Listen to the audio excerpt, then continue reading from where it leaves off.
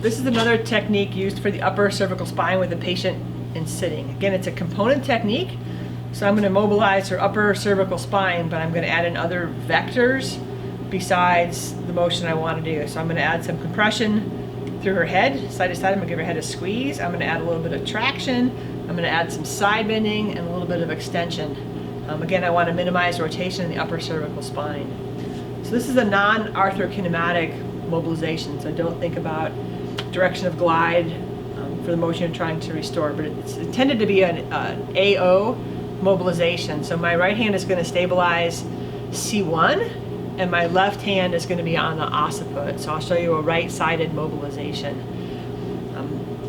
So I'll talk you through it and then I'll add the components to it. So probably the most threatening part of this is I'll tell you, I want you to hook one of your mobilizing fingers around the anterior aspect of the transverse process of C1. So most of us don't like to have C1 palpated, much less hooked, right? So I'm not going to actually hook on my model patient because I like her.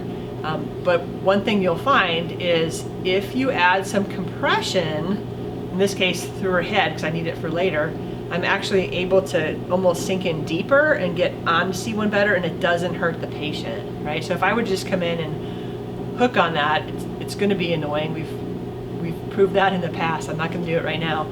But if I get where I want to be, so I'm on C1, I'm just not hooked very firmly. If I just add some compression through her head, so I'm just flexing my elbow isometrically, so between my forearm and my shoulder, I'm going to squeeze her head, and then I can really sink in deeper. It almost just softens the tone of the muscles. I can sink in deeper and I can really stabilize C1. So I'm going to be on C1 and I'm going to hold it posterior with my middle finger. Okay. Again, I backed off because I like my model, but I'm going to be on C1 here. What the rest of the technique looks like is I'm going to give her that compression. I'm going to side bend her to the right, and I do that by letting her shoulder kind of drop into me.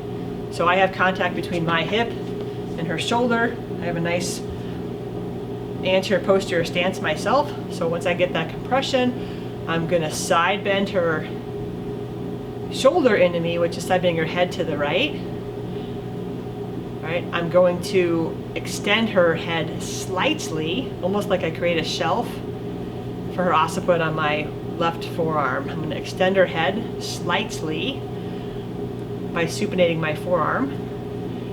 I'm going to traction with my left arm. So I have compression, side bending, extension, traction. And then my last stage for the mobilization technique would literally be pulling my elbows apart like so, but it's not a rotary manipulation or mobilization, right? The key for that is I keep my left fingers off of her head. If my fingers are on her head, the tendency is to rotate, which is a no rotation. If I keep my fingers off of her head and pull with my elbow, it becomes more of an anterior posterior technique. So this is wrong, this is right.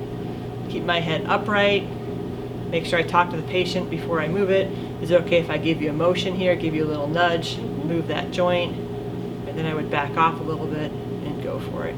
Right? So again, I can't see my patient's eyes in this position, so I have to make sure I have a good verbal communication open to make sure I have permission to move the joint. So let me show you what it looks like all together, if that's okay. Okay.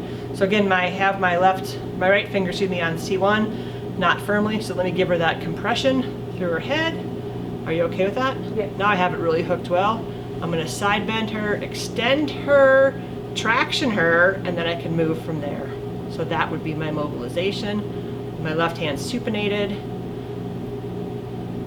and just kind of pulling my elbows apart.